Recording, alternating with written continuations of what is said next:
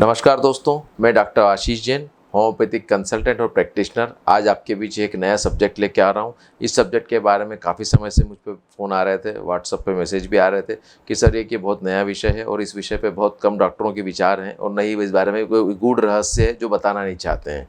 आज मैं आप इस रहस्यों को ही खोलना चाह रहा हूँ। इसे हम कहते हैं इनफर्टिलिटी। इनफर्टिलिटी मतलब बंध्यतापन, यानी कि जो दो मैरिज होती है, मैरिज होने के बाद 1 से 2 साल में भी बच्चे का नहीं होना, एक कंसीव नहीं हो पाना, इस विषय पे काफ़ी लंबा विषय है और इस विषय को आज मैं बहुत थोड़े से समय में कोशिश करूँगा कि आपको समझा पाऊँ। हालांकि ये विषय काफ़ी जटिल भी है क्योंकि इसमें पुरुष और महिला दोनों इन्वॉल्व होते हैं और इन दोनों के लिए ही ये विषय है और दोनों को ही इस बारे में जानना चाहिए कि पुरुष और महिला दोनों एक दूसरे के संपूरक होते हैं और एक महिला इनफर्टिलिटी के लिए ही जिम्मेदार नहीं होती, पुरुष भी जिम्मेदार हो सकता है। अब क्या कारण होते हैं, इनफर्टिलिटी क्यों होती है, इसका कैसे ट्रीटमेंट होता है और ये क्या सक्सेस रेशो है इसमें, इस बारे में हम आज थोड़ी सी चर्चा करेंगे। पहली बात ये होती है कि ये किस एज के लोगों में होती है। तो मेरा ऐसा पर्टिकुलर अनुभव आया है अभी कि आज के वर्तमान समय में 35 साल की एज के बाद महिला और 40 साल के बाद पुरुष, इन दोनों में ये समस्याएं ज़्यादातर देखने में आ रही है। क्योंकि इसके पीछे प्रमुख कारण होता है कि आज के समय में जो समय शादी की जो एज है वो काफ़ी लेट हो गई है। मतलब आज यंग बच्चे जो हो रहे हैं वो हायर स्टडीज़ के लिए बाहर जा रहे हैं और बाहर जाने के बाद जब वापस आते हैं तो शादी में डिले हो जाता है या एज एक लिमिट होती है जिसकी वजह से शरीर में हार्मोनल चेंजेस हो जाते हैं। कई बार कुछ डिसीज़ भी होती है जो कि मेल फीमेल दोनों में अलग अलग होती है। आज हम थोड़ी सी चर्चा मेल और फीमेल में क्या क्या परेशानियाँ आती हैं जिसकी वजह से ये समस्या आती है और इसका क्या इलाज है, इस बारे में चर्चा करेंगे। पहले तो आप सबका बहुत बहुत धन्यवाद कि आप मेरे चैनल को देखते हैं, सब्सक्राइब कर रहे हैं, प्लस साथ में कमेंट्स भी दे रहे हैं।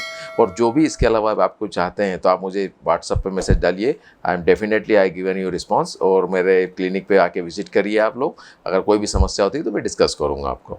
तो चलिए आज हम स्टार्ट करते हैं मेल फर्टिलिटी और इनफर्टिलिटी फीमेल के लिए।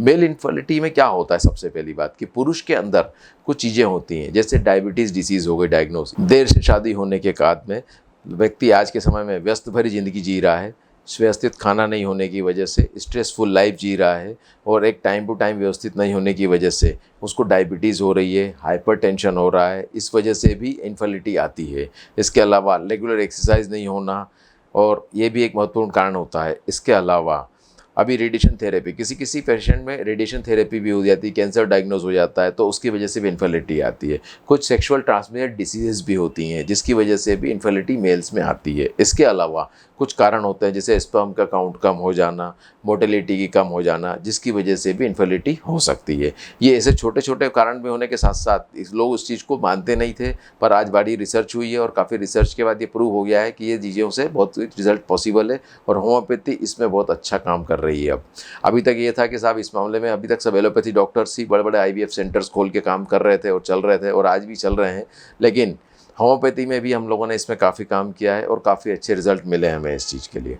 तो जिस तरह से मैंने पुरुषों का बताया है उसी तरह से महिलाओं में भी कुछ चीज़ें होती हैं जो कि बहुत कॉमनेस्ट है और उन चीज़ों की जांच होने पर ये बहुत अच्छे से रिजल्ट सक्सेस रेशो बढ़ जाता है हमारा।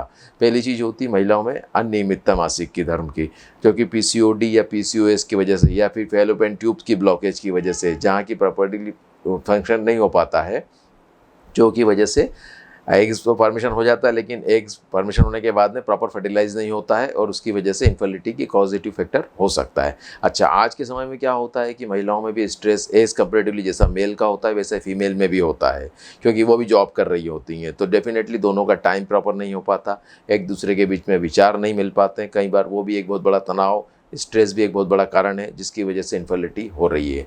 अब इस इनफर्टिलिटी को दूर करने के लिए क्या करना चाहिए? कारण तो मैंने जो मेजर मेडिकल कारण है वो बताया आपको, कुछ इसके अलावा भी दूसरे कारण हैं जैसे आपस में मतभेद होना, किसी बात को लेकर के विचार नहीं मिलना, यह भी एक बहुत बड़ा कारण होता है जिसकी वजह से हम काउंसलिंग करते हैं पेशेंट की और उसकी वजह से वो काफ़ी हद तक सक्सेस रेशो बढ़ जाता है। क्या होता है, हार्मोनल इम्बैलेंसिंग होता है। मान लो टेस्टोस्टेरोन हार्मोन मेल्स में कम सिक्रीशन हो रहा है जिसकी वजह से भी इनफर्टिलिटी आती है। तो अब ये हमें दोनों चीज़ों का पूरा एनालिसिस करना होता है। होम्योपैथी में क्या होता है इस चीज़ों को लेकर के, होम्योपैथी लक्षणों के आधार के साथ साथ कुछ जांचों की भी रिक्वायरमेंट रहती है इसमें, जैसे सोनोग्राफी, मेल फीमेल की सोनोग्राफी दोनों की एसेंशियल होती है, सम ब्लड टेस्ट की रिपोर्ट रिक्वायरमेंट होती है, जिसकी वजह से हम प्रॉपर एनालिसिस करते हैं कि किस वजह से कारण से ये इन्फर्टिलिटी आ रही है और इसका ड्यूरेशन कितने समय से है ये, फिर इसको प्रॉपर वे में अगर गाइड और ट्रीटमेंट किया जाए तो मेरा ये कॉन्सेप्ट है कि 6 महीने से साल भर के अंदर हम लोग एक नई हैप्पीनेस ला सकते हैं लाइफ में। क्योंकि एक लाइफ में हैप्पीनेस, न्यू जनरेशन का आना अपने आप में एक परिवार के लिए बहुत खुशी का माहौल होता है और हर परिवार में इच्छा होती है कि साहब हमारा परिवार अच्छा रहे, स्वस्थ रहे। तो हम होम्योपैथी के थ्रू इसमें पूरा प्रयास कर रहे हैं। और अगर आपको इससे रिलेटेड कोई भी समस्या हो या जानकारी चाहते हैं आप मुझसे, तो आप मेरे क्लिनिक पे आइए, 100% आपको सेटिस्फैक्ट्री जवाब मिलेगा, रिजल्ट मिलेगा। और इसके अलावा अगर कोई भी कन्फ्यूज़न होता है तो पर्सनल काउंसलिंग भी हम देते हैं और इसमें हमारे यहाँ से विशेष डॉक्टर ट्रेंड है हम लोग इस चीज़ के लिए। तो I am thank you so much for आप मेरे वीडियो को वॉच कर रहे हैं और रेगुलर सब्सक्राइब कर रहे हैं और इसको डेली आगे कंटिन्यू रहेंगे आपके साथ। और अगर इसके अलावा कोई समस्या हो तो आप मुझे पूछ सकते हैं। Thank you so much.